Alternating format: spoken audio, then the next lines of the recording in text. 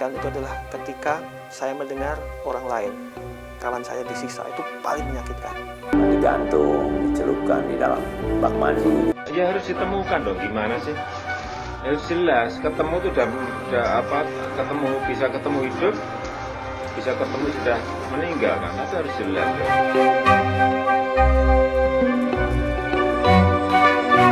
Kehidupan demokratis yang kini relatif bisa dinikmati rakyat Indonesia, tak bisa dilepaskan dari keberhasilan gerakan reformasi yang mengakhiri kekuasaan otoriter rezim Orde Baru pada bulan Mei 25 tahun lalu. Namun gerakan reformasi tahun 1998 juga menyimpan banyak tragedi dan kenangan yang menyedihkan. Di antaranya bagi sejumlah orang yang pernah dihilangkan paksa, dan bagi banyak keluarga dan teman-teman korban penghilangan paksa, kini belum ditemukan. 25 tahun sudah waktu berlalu, namun titik terang terkait nasib dan keberadaan 13 orang yang sebagian besar diduga dihilangkan secara paksa. Tak kunjung jelas keberadaan Petrus Bima Anugrah, Herman Hendrawan, Suyat, Wiji Tukul, Yani Afri, Sony, Dedi Hamdun, Nova Alkatiri, Ismail, Ucok Munandar Siahaan, Hendra Hambali, Yadin Muhyiddin, dan Abdun Nasir hingga kini masih belum ditemukan. Beberapa orang yang diculik ketika itu merupakan pendukung Mega Bintang. Kelompok yang kedua adalah yang kebanyakan mahasiswa di tahun 98 awal. Itu mulainya Februari, tapi sudah ada penculikan tahun itu 98 Januari itu kalau nggak salah Wiji Tukul, penyair yang sangat dekat dengan aktivis gerakan mahasiswa. Ke-13 korban penghilangan paksa yang hingga kini belum ditemukan merupakan bagian dari 23 orang, yang diduga menjadi korban penculikan aparat keamanan antara Februari tahun 1997 hingga Mei tahun 1998. Dalam peristiwa ini, ada 9 aktivis yang sempat diculik dilepaskan setelah disekap beberapa bulan. Sementara satu korban penculikan lain yakni Leonardus Nugroho Iskandar alias Gilang ditemukan tewas di Magetan, Jawa Timur, beberapa hari setelah dilaporkan hilang oleh keluarganya. Saat dalam penculikan, sebagian dari 9 aktivis yang kemudian dilepaskan mengaku mengalami berbagai penyiksaan berat. Penyiksaan ini dilakukan berulang-ulang saat berlangsung proses interogasi. Suara sirine meraung-raung lagi. Nah, kalau suara sirine meraung, itu penyiksaan interogasi akan dilakukan. Suara sirine meraung-raung, di sebelah sana ternyata ada yang menjerit-jerit, disetrum, cetak gitu. Jerit-jerit. Nah, itu ternyata suaranya Nesar Patria. Saya tahu, ya ampun, ternyata Nesar di sini. Yang paling sakit itu bukan ketika saya disiksa, bukan ketika saya dipukul atau disetrum atau diapa. Yang paling menyakitkan itu adalah ketika saya mendengar orang lain, kawan saya disiksa, itu paling menyakitkan.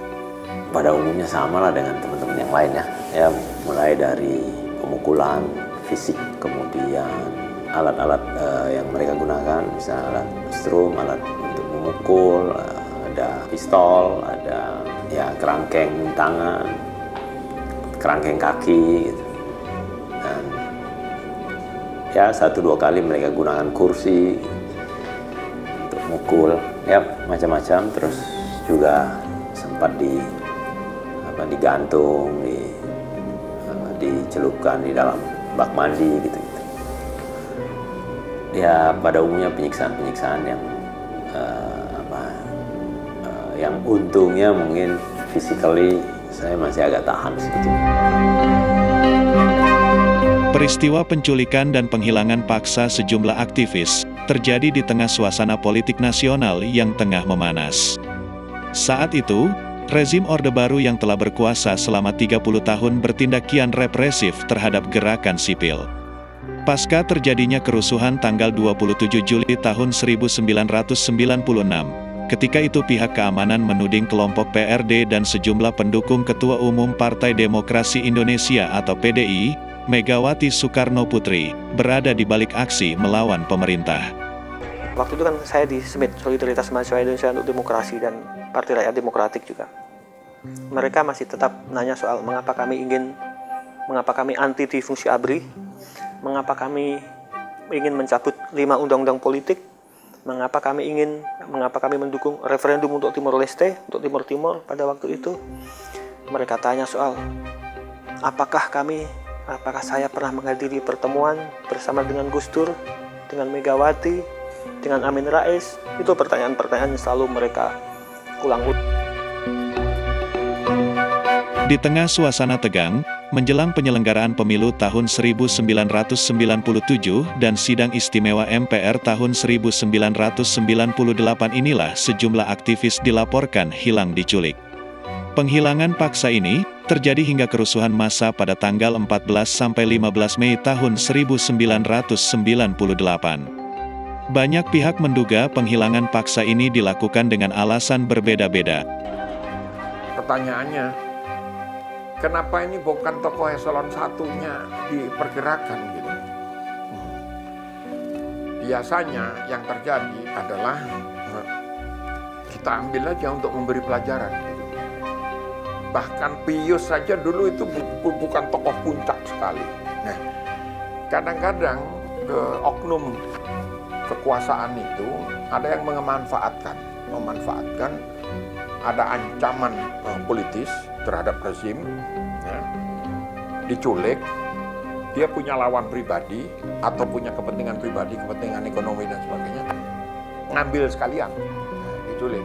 Kemungkinan sebabnya adalah karena mereka menyuarakan kritik terhadap pelaksanaan sidang umum MPR yang hendak mengesahkan keterpilihan Soeharto untuk yang ke-7 kalinya. Gelombang yang ketiga itu ketika terjadi peristiwa kerusuhan Mei. Nah, kami menduganya bahwa orang-orang yang dihilangkan ini adalah orang-orang yang menjadi saksi atas keterlibatan aparat di dalam dorong atau merekayasa kerusuhan Mei 1998. Hingga kini kasus penghilangan paksa tahun 1997 sampai tahun 1998 bukan hanya belum terungkap tuntas, namun juga membekaskan trauma dan luka bagi para anggota keluarga dan orang-orang terdekat korban. Inilah sepenggal harapan yang selalu diutarakan oleh Tamiem, ibu kandung Suyat. Perempuan tua ini tak lelah menanti kepastian nasib anak bungsunya yang sudah 25 tahun tidak jelas keberadaannya. Tamiem yang setiap harinya berjualan toge di Pasar Gemolong, Sragen, Jawa Tengah, tidak mengetahui jika anaknya bergabung dengan Partai Rakyat Demokratis atau PRD, yang dituduh rezim Orde Baru sebagai dalang kerusuhan tanggal 27 Juli tahun 1996.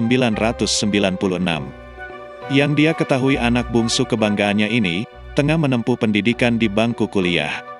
Suyat hilang sejak tanggal 12 Februari tahun 1998. Mahasiswa jurusan komunikasi FISIP, Unisri Solo ini hilang tak diketahui rimbanya setelah dibawa sejumlah tentara dari rumah temannya di daerah Kalijambe, Sragen, Jawa Tengah. Peristiwa penghilangan paksa Suyat tak pernah terlupakan dalam benak keluarganya termasuk dua kakak Suyat, Suyadi dan Suyatno. Sebelum Suyat hilang diculik, segerombolan tentara mendatangi di kediaman keluarga Suyat dan menggeledah seisi rumah untuk mencari tahu di mana keberadaan Suyat.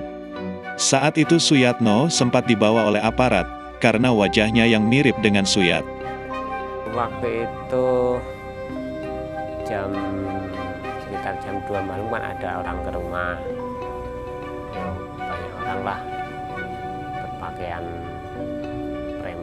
maksudnya biasa-biasa gitu, tapi pakai sepatu. Tahu sepatu itu kan datangnya brok gitu. Nah, kita datang ke rumah, pokoknya mencari Suyat gitu aja. Sempat ngetok rumah, dibuka, rumah yang depan sini, terus rumah yang belakang, sempat dibuka juga. Tapi kan nggak ada Suyat, nggak ada di rumah. Terus katanya adikku yang namanya Suyatno itu katanya mirip-mirip gitu, dianggap bahwa dia itu Suyat. Akhirnya Suyatno itu yang dibawa. Ya cuma biasa aja, nggak pakai kekerasan, pokoknya dibawa gitu aja, nggak. Suyatno itu dibawa cuma jam 2 malam, terus jam subuh udah dilepas kembali, tapi lepasnya di daerah Karangrejo itu tadi. Suruh ngecek pulang, katanya matanya ditutup, terus dibawa ke Solo, terus disuruh nunjukin Suyat di mana gitu. Akhirnya dia menunjuk rumah temannya yang ada di desa situ, dekat situ, terus pokoknya daerah Kecamatan Kalijambi. Akhirnya dia ketemu di situ. Terus ketemu situ, Suyat dibawa, terus adikku dilepas di Desa Karangrejo itu tadi. Hilangnya Suyat membawa perubahan besar pada keluarga, terutama pada kondisi psikologi pada sang ibu, orang yang paling dekat dengan Suyat. Hingga kini keluarga masih yakin bahwa Suyat berada di suatu tempat dan akan kembali suatu saat untuk bisa berkumpul bersama dengan keluarga. Aku sih sebenarnya misalnya kalau Lebaran gitu kan banyak keponakan-keponakan datang ke sini. Itu aku jijar misalnya adikku pas Lebaran pulang gitu lah. Kesedihan dan rasa kehilangan juga masih dialami Payan Siahaan dan Damaris Huta Barat, kedua orang tua Ucok Munandar Siahaan, mahasiswa Perbanas Jakarta yang hilang karena diduga menjadi korban penghilangan paksa.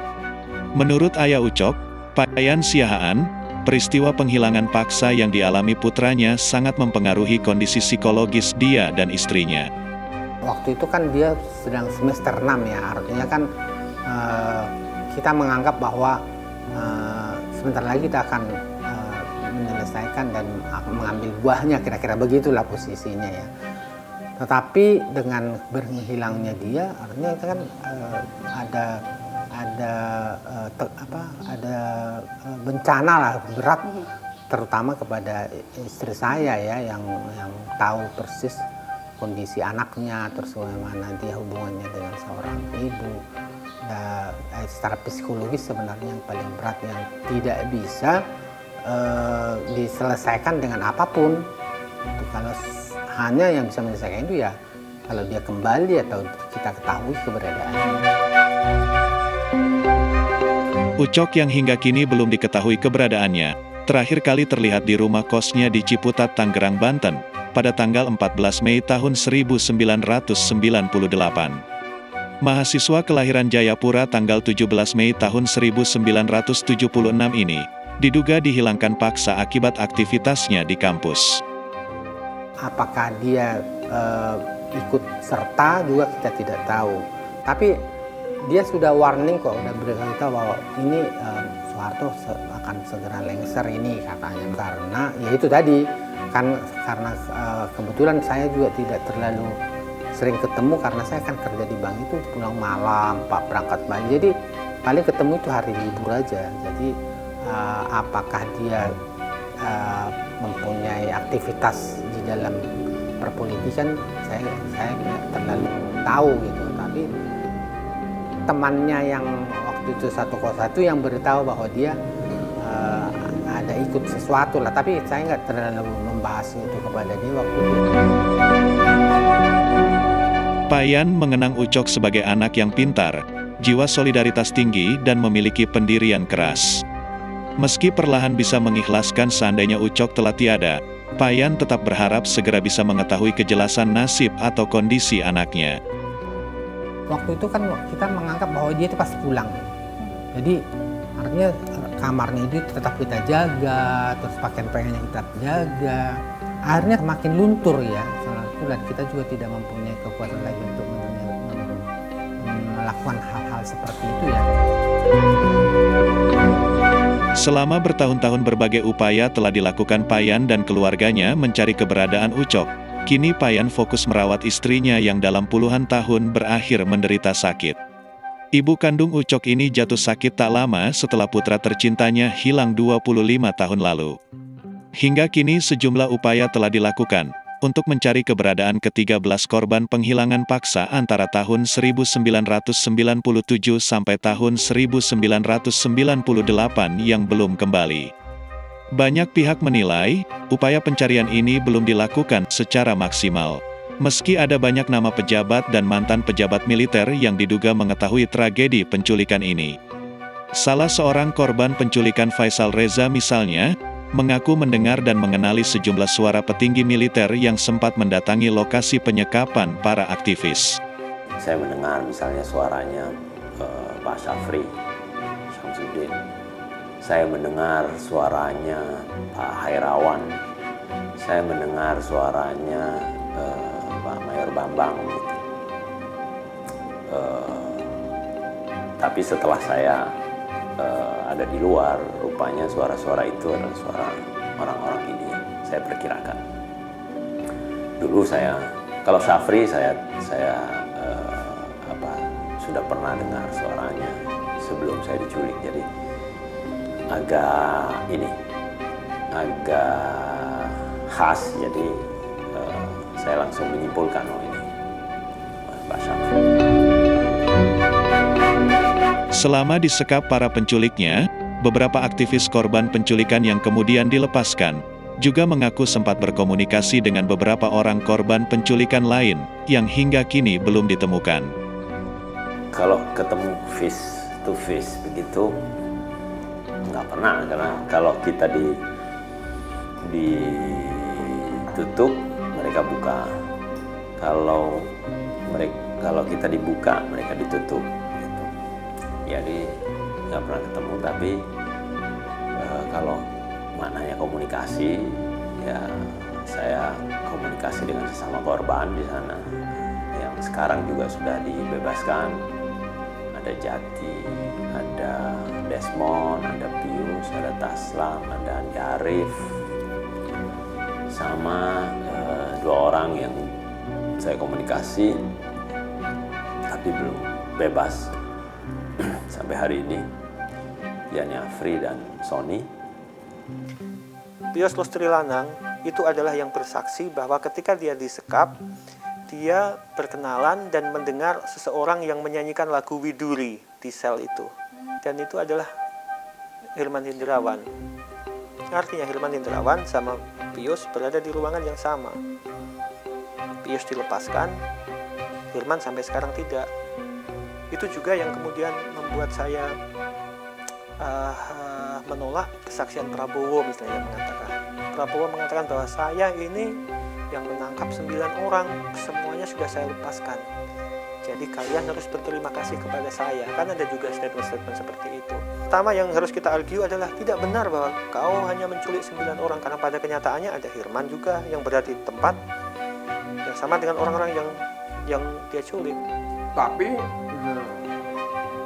saya juga memperkirakan pihak pelaku juga nggak akan berhenti berusaha untuk berlindung di balik itu. Siapa yang mau ngaku, ya dulu saya yang bunuh orang itu, saya nganu, ya hukumlah saya, nggak ada itu, karena mereka kan dilatih untuk jadi pengecut. Ya, ini masih jadi para pejabat partai, pejabat itu, orang-orang itu, yang bunuh Munir kita semua tahu kok siapa, nggak bisa dieksekusi. Pemerintah harus cari jalan keluarnya, jalan pendek apa, apakah jalan jangka pendek apa, jangka menengah apa, jangka panjang. Sidang kasus penculikan memang telah memvonis bersalah 11 anggota Kopassus yang dianggap bersalah, karena mengaku melakukan penculikan 9 aktivis yang sudah dilepas. Namun vonis ini sama sekali belum dijawab, keberadaan 13 korban penculikan lain yang hingga kini belum ditemukan. Hampir seluruh pengadilan militer yang pernah digelar atau mahkamah militer yang pernah digelar untuk sebuah persoalan hak asasi manusia itu selalu semata-mata membatasi resiko maksimal yang paling mungkin diterima oleh ABRI. Mereka yang nembak, mereka yang mengusut, mereka yang menyidik, mereka yang menuntut, mereka yang mengadili gitu kan. Bagaimana kita mau percaya itu sebuah proses yang fair? Itu yang kemudian jadi dasar buat kami, para aktivis mahasiswa, para aktivis pro-demokrasi, dan juga para keluarga mereka yang dihilangkan untuk menuntut pemerintah mengadili pelakunya melalui pengadilan HAM ad hoc. Apapun faktanya hingga hari ini, kasus penghilangan paksa tahun 1997 sampai tahun 1998 masih diselubungi banyak tanda tanya. Masih banyak hal yang disembunyikan dan dibiarkan tanpa upaya pengungkapan. Padahal, penuntasan kasus penghilangan paksa dan pencarian para korban yang belum ditemukan merupakan tanggung jawab negara yang mutlak wajib dipenuhi. Karena negara didirikan, tak lain dan tak bukan untuk melindungi rakyatnya, untuk menjamin keamanan mereka. Baik, itu saja video kali ini. Jangan lupa subscribe dan nyalakan loncengnya supaya tidak ketinggalan video terbaru dari channel ini.